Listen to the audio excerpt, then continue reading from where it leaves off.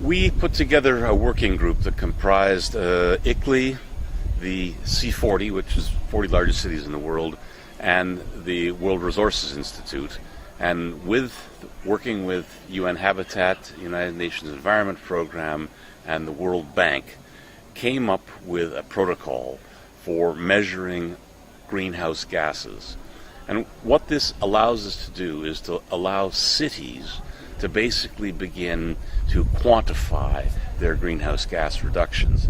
And what's remarkable is we already have 164 cities who've signed on to Carbon, which is our measuring mechanism. And if all of their greenhouse gases were put together, they would probably rank 15th in the world in terms of greenhouse gas emissions. Well, we've got 164 cities signed on of 800 that are part of our Cities for Climate Protection. So over the next little while, we're going to get to a point where we're going to be able to show that as 50% of the people live in cities, and soon to be 70% by 2050 and 90% by the end of the decade, cities are moving to not only reduce their greenhouse gas emissions, but also begin the process of adapting to the changes that are coming because of greenhouse gas emissions. So it's a little bit every time that the nations of the world get together and say, well, we'd like to have a greenhouse gas protocol, but it's got to be measurable, MRV, measurable, reportable, verifiable. And that's very complicated. And we go away and put it together and say, well, here's MRV, we're doing it. And then they say, well, it's very hard to set up a protocol that's acceptable. And so we sit down for a year and we put together a protocol. And now all of these institutions are saying, well, I guess it's not so complicated.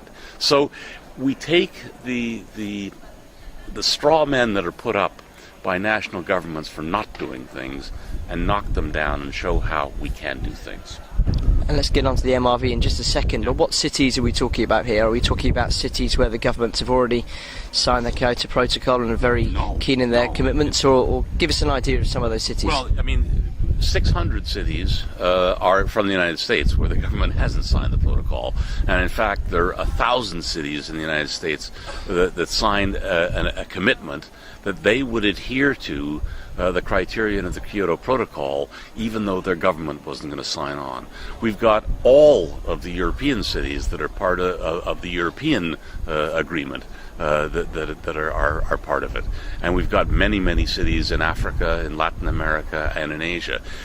We'll roll this out now in some of the biggest cities in the world. So Chengdu, which is a huge growing city in China, will be on it. Bangalore will be part of the rollout. And 14 cities in India will be part of the rollout. So we're basically rolling it out in some of the biggest cities in the world and in the places where their national governments have been most reluctant to become advocates in this way. And of the 47 cities that we are ICLEI members in India, I suspect within a year or two we will have most of those cities reporting. So how have you achieved this? If MRV is, as you say, so hard to achieve on the international stage, what's your secret? Our secret, I think, is that when all's said and done, the buck stops in the city. Cities are an entity that understand that climate change is going to have profound impacts on the places where we live. 2/3 of humanity lives along the coast, lives along the oceans. If the kinds of sea level rises that Hansen is now saying are happening, are going to happen, we are going to have the largest urban migration inland that we've ever seen, because these cities are going to be flooded. We're going to see profound effects on these cities. Cities get this. They understand that if a hurricane can close down the financial district in New York because they're worried about flooding, that climate change and rising sea levels, not to mention the storms that are going to come with it, is going to have an even more profound impact. And so we know that we have to begin to adapt and become more resilient now. And the more work that is done now at a local level, the more chance that some of these cities will have of being sustainable into the future. If we don't do that work right now, then the insurance costs alone are going to be staggering. And there are already many places, Miami and many places in Florida, where you can't get insurance because they understand what's coming. And so all the reinsurance companies are basically saying, no, this is too big a risk. We can't insure these places. And the numbers of places that won't be able to be insured is going to continue to grow. And no city wants to be the place that you can't get insurance, because that basically means that there's no future. Nobody's going to, the people who were there may stay, but nobody will relocate there. No businesses will move there. So this is about the economic viable of every city on the planet. And that's the crux of the matter, isn't it? I was going to ask you, why have the cities suddenly come together to sign this protocol? I mean, is it, as far as you're concerned, down to the economic implications of ignoring the, what could happen? I think that's part of it, yeah. And I think cities are acting responsibly. I mean, I remind you that when ICLEI began in 1990 and launched its Cities for Climate Protection, it was before the Earth Summit happened in 92.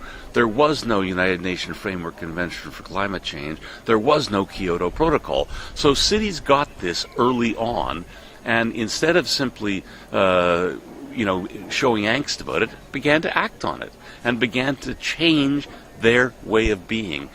And also, I think it's also partially that cities understand that energy efficiency, with or without climate change, is smart politics, because energy as an element of the city budget continues to go up, and they know with peak oil coming that this is only going to become a more expensive element. Okay, and a last one, and it always comes back to the implementation. Documents are signed, I guess, every day in government buildings, but how are you going to achieve this? Are you confident all the work you've done on MRV and everything else is going to hold water, and are you confident that every city is going to implement this protocol? I think it will vary. There are a group of them that have been deeply involved in this process that I think will want to implement it very quickly. They want to be shown as leaders. There are others who will be less keen, and there will be others who will be keen but won't have the resources. So there'll be a mix, but I think we'll be able to show in 2, 3, 4, 5 years a very substantive reduction in greenhouse gas emissions from a number of cities around the world that will show that if, as a nation, nations had acted in the same way, we could be much, much farther ahead. And that energy efficiency just makes eminent sense. But sustainability makes sense. Smart water use makes sense. Preserving biodiversity makes sense. These things cities get. And we're less tied up with the special interests, the coal, gas, and oil companies that fill the coffers of national politicians and try and shift things in a way. We have developers who want to shift our interests, but we've basically been pretty good with developers saying, we don't want to build things for the last century. We want to build things for this century. And what that means is we want to build the best we can possibly build given current knowledge.